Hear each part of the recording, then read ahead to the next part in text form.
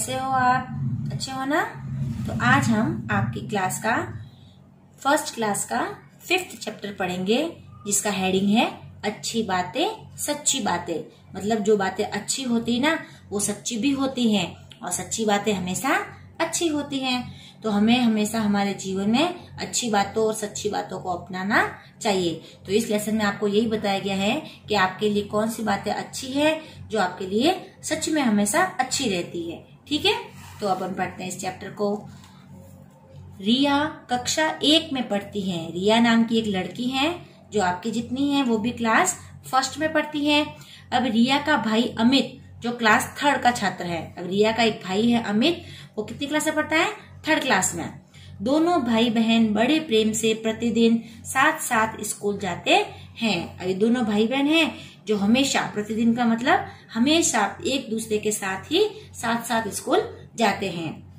पिछले सप्ताह रिया की मौसी आई थी। पिछले सप्ताह लास्ट वीक में कौन आई थी? रिया की मौसी आई थी। वे लखनऊ में रहती है। वो कहाँ रहती है? लखनऊ में। जब तक मौसी घर में रही, सारे घर में रौनक बनी रही। रौनक का मतलब होता है चहल पहल, हंसी खुशी, अच्छा वातावरण बना रहा उनके घर में। जब तक मौसी रही ना उनके घर में, तब तो उनको बड़ा मजा आया।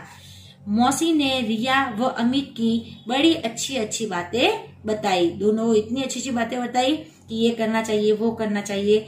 दोनों बच्चों ने ये सभी बातें स्कूल में अपने सहपाठियों को भी बताई। सहपाठी मतलब साथ पढ़ने वाले।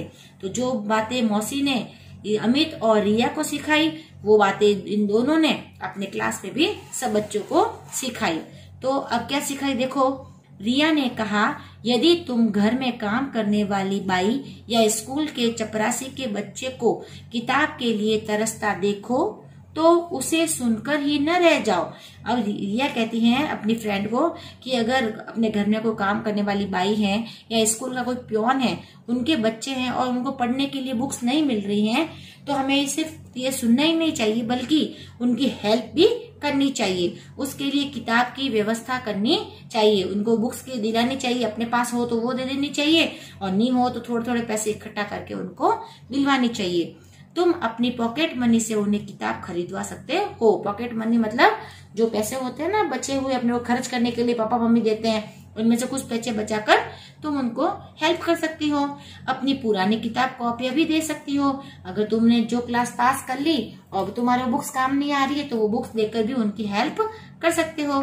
देखना वे कितने खुश होंगे। तो रिया ने कितनी अच्छी बात बताई कि हमें दूसरों की हेल्प करनी चाहिए। फिर अमित ने अपने सहपाठी को बताया, अमित ने अपने साथ पढ़ने वाले लड़के को बताया कि मान लो तुम अपने साथियों के साथ फुटबॉल खेल रहे हो, कि मान लो सब बच्चे अपने साथ फुटबॉल खेल रहे हैं, तभी वहां एक अपंग बच्चा आता है।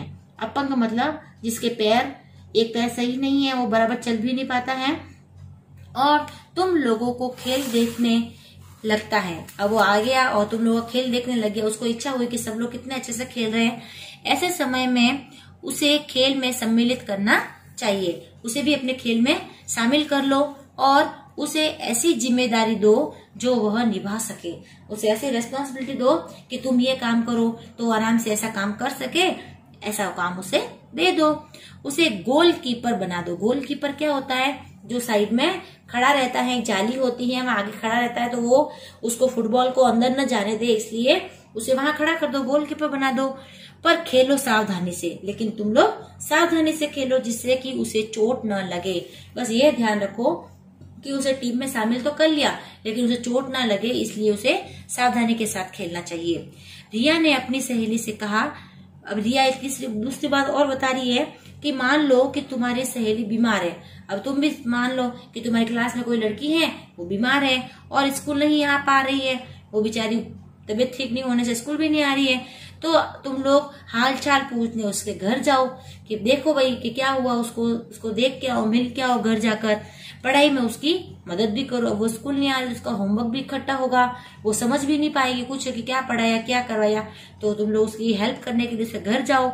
उसे पाठ पढ़कर सुनाओ और समझाओ। उसे बताओ कि देखो आज स्कूल में ये वाला लेसन पढ़ाया था और इस तरह समझाया मैम ने या टीचर ने, तो उसको अच्छी तरह से समझाओ। इससे सहेली का मन भी बहलेगा, तो उसका मन लगेगा कि हाँ ये घर आई है, मुझे सब बताया, तो उसे और हेल्प मिलेगी और वह पढ़ाई में पिछड़ेगी भी नहीं। पिछड़ेगी का मतलब पीछे नहीं जाएगी, वो बराबर उसको अटेम्प्ट करती हुई आगे चली जाएगी। क्योंकि अगर वो बीमार है और उसकी हेल्प कोई नहीं करेगा तो वो उस लेसन से पीछे रह जाएगी। और अगर हम लोग उसकी घर जाकर मदद करें, उसे बताएं, उसके बारे में समझाएं, तो वो पिछड़ेगी नहीं। देखा मौसी ने कितनी अच्छी और सच्ची बातें बताई। तो जो मौसी आई थी ना अमित और रिया के घर में, वो बहुत अच्छी अच्छी बातें बता के गई। तो ये बातें हमें भी सीखनी है कि किसी की हेल्प करनी है, किसी को अगर कोई अपने कोई चीज के लिए बाहर बोल रहा है तो हम जैसे तैसे करके उसकी कुछ न कुछ तो हेल्प हमें करनी ही चाहिए। केवल सुनकर ही नहीं रहना चाहिए, उसकी हेल्प भी करनी चाहिए जिससे उसकी कुछ मदद हो जाए। ठीक है, तो हमने इस लेसन से बहुत अच्छी अच्छी बातें सीखी है और उसको अपने को समझना भी है। ठीक है, तो ये आपका चैप्टर यही क्लियर हुआ, कंप्लीट हो गया। अब हम चलते हैं क्वेश्चन आंसर्स की और फर्स्ट क्वेश्चन है निम्नलिखित प्रश्नों के उत्तर दीजिए। पहला है किसी की कठिनाई के विषय में सुनकर क्या करना चाहिए। अगर हमें पता चले कि उसको ये प्रॉब्लम है या उसे इसकी हेल्प चाहिए तो ये सुनकर हमें क्या करना चाहिए, तो इसका आंसर है उसकी मदद करनी चाहिए। जो भी बन पड़े हमसे, हमें उसकी मदद करनी चाहिए। सेकंड है कोई बच्चा तुम्हारे खेल में सम्मिलित होना चाहे तो क्या करोगे। कि कोई बच्चा आ रहा है, वो कह रहा है कि मुझे तुम्हारे गेम में शामिल होना है, तो तुम लोग क्या करोगे, तो हम उसे अपने खेल में सम्मिलित करेंगे। सही बात है, अगर कोई आ रहा है उसकी इच्छा है हमारे साथ खेलने की तो हम बोलेंगे हाँ आ जाओ और खेलो हमारे साथ। फिर थर्ड है कोई मित्र या सहेली बीमार होने के कारण स्कूल नहीं आ रही हो तो आप क्या करेंगे। अगर आपके क्लासमेट है, आपके पास कोई लड़की बैठती है या आपका कोई दोस्त है और वो बेचारा बीमार चल रहा है, स्कूल नहीं आ पा रहा है, तो जब आपको पता चलेगा तो आप क्या करोगे, तो हम उसका हालचाल पूछने उसके घर जाएंगे। पहले तो उसे घर पे जाएंगे, पूछेंगे भी क्या हुआ और पढ़ाई में उसकी मदद करेंगे। फिर उसको बताएंगे भी ये होमवर्क डाला है, ये चैप्टर पढ़ाया है, तो हम उसे वो समझाने की कोशिश करेंगे ताकि वो पिछड़े ना। ठीक है, तो फर्स्ट क्वेश्चन आपका यहाँ कंप्लीट हो गया। सेकंड है सही कथन के सामने सही तथा गलत के सामने गलत लगाइए। आपको निशान लगाना है, जो सही है उसके सामने राइट और जो गलत है उसके सामने क्रॉस लगाना है। फर्स्ट है रिया की मौसी ने बच्चों को अच्छी बातें बताई, बिल्कुल अच्छी अच्छी बातें बताई, तो ये कैसा है, राइट हो गया। ठीक है, फिर सेकंड पढ़ते हैं अपन, देखो किसी की कठिनाई सुनकर उसे दूर रहने का प्रयत्न करना चाहिए। किसी की कठिनाई सुनकर उसे दूर करने का प्रयत्न करना चाहिए। हाँ, हमें उसकी हेल्प करनी चाहिए, उसकी कठिनाई है उसको दूर करना चाहिए, तो इसका भी राइट।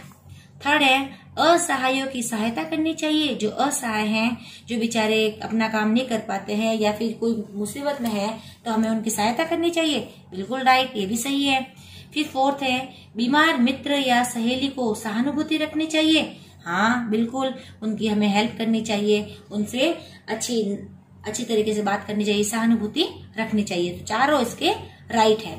ठीक है, फिर अगला क्वेश्चन है उपयुक्त शब्द चुनकर रिक्त स्थान भरो। सही शब्द चुनना है, इन जो आपके ब्रैकेट में दे रखे हैं दो वर्ड, इसमें से एक सही है एक गलत है, तो उन दोनों में से एक चूज करके आपको यहाँ फिलअप करना है।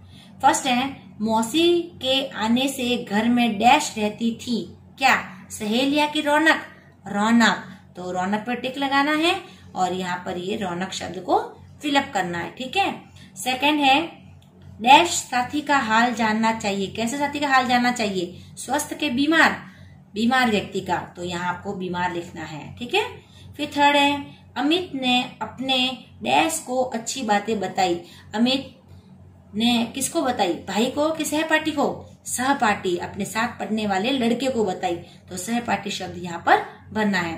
फोर्थ है रिया ने अपनी डैश को अच्छी बातें बताई। रिया ने किसको बताई, भाई की बेटी को कि सहेली को, सहेली को अच्छी बातें बताई, तो सहेली वर्ड यहाँ पर भरना है। इस तरह इस फिलअप में इन दोनों में से एक एक जो शब्द सही है वो इस फिलअप में फिल करना है। अगला क्वेश्चन देखते हैं भाषा बोध के। समझिए जिन शब्दों से पुरुष जाति का बोध हो वे पुल्लिंग और जिन शब्दों से स्त्री जाति का बोध हो वे स्त्रीलिंग कहलाते हैं। अब कैसे देखो, जैसे कोई लड़के का नाम है, कोई व्यक्ति है, तो पुरुष है, मेल है, पुरुष जाति का बोध होता है तो ये पुल्लिंग कहलाते हैं, और स्त्री जाति का बोध होता है तो क्या कहलाते हैं, स्त्रीलिंग कहलाते हैं। देखो इसको समझते हैं अपन, इधर पुल्लिंग लिखा हुआ है, इधर स्त्रीलिंग लिखा हुआ है, ठीक है। फिर लड़का, तो लड़का का स्त्रीलिंग क्या हो गया, लड़की। भाई पुल्लिंग है तो इसका स्त्रीलिंग हो गया बहिन। चाचा का स्त्रीलिंग क्या बनेगा, चाची। मौसा का मौसी। पिता का पुल्लिंग क्या बनेगा, माता। और दादा का स्त्रीलिंग क्या बनेगा, दादी। तो इस तरह अपन इसका चेंज करेंगे, पुल्लिंग स्त्रीलिंग, पुल्लिंग स्त्रीलिंग, पुल्लिंग स्त्रीलिंग। तो पुरुष जाति का बोध कराते हैं उन्हें पुल्लिंग कहते हैं, और जो स्त्री जाति का बोध कराते हैं उन्हें स्त्रीलिंग कहते हैं। समझ में आया आपको, ठीक है। इसको और समझने की कोशिश करना, क्योंकि आपके लिए चैप्टर कुछ नया है, ये वाला स्त्रीलिंग पुल्लिंग वाला, ठीक है। अब देखो, अब निम्नलिखित शब्दों के पुल्लिंग लिखिए। अब अपने को चेंज करना है, यहाँ स्त्रीलिंग देखो, यहाँ तो थे पहले पुल्लिंग थे, फिर इनको स्त्रीलिंग में कन्वर्ट किया, यहाँ पे आ गए स्त्रीलिंग, उनको पुल्लिंग में कन्वर्ट करना है, चेंज करना है। कैसे, जैसे मौसी, मौसी का बनेगा मौसा, ठीक है। मामी, मामी का मामा। नानी, नानी का नाना। दादी का दादा। चाची का चाचा। बहिन का भाई, ठीक है। तो इस तरह हमको ये जो स्त्रीलिंग दे रखे हैं उनको पुल्लिंग में चेंज करना है, ठीक है। समझ में आया आपको। तो आज का लेसन अपने कंप्लीट हुआ। इस लेसन में अच्छी बातें बताई गई हैं, वो हमें भी अपने जीवन में उतारनी है कि किस तरह किसकी हेल्प कर सकते हैं अपन, किस तरह से किसी को अपनी तरफ से उसको थोड़ा बहुत भी अगर मदद करें तो उसका काम बन जाता है। तो हमें जो भी कभी भी बताए कि इसको सहायता की जरूरत है तो हमें हेल्प करनी चाहिए, सुनकर ही नहीं रह जाना चाहिए, बल्कि उसकी हेल्प भी करनी चाहिए। हेल्प करने से क्या पता उसके कोई काम अच्छा हो जाए, ठीक है ना। तो भगवान ने सबको अच्छा ही बनाया, तो हम सबको ये हेल्प करनी चाहिए और सबकी मदद करनी चाहिए, ठीक है। तो ये लेसन आपको अच्छी तरह से अपनी नोटबुक में करना है, और समझ में ना आए तो उसको 1-2 बार वापस रीडिंग जरूर करना है, ठीक है। और इस वीडियो को पूरा देखना है ताकि आपको लेसन अच्छे समझ में आ गए, ठीक है। Thank you, bye.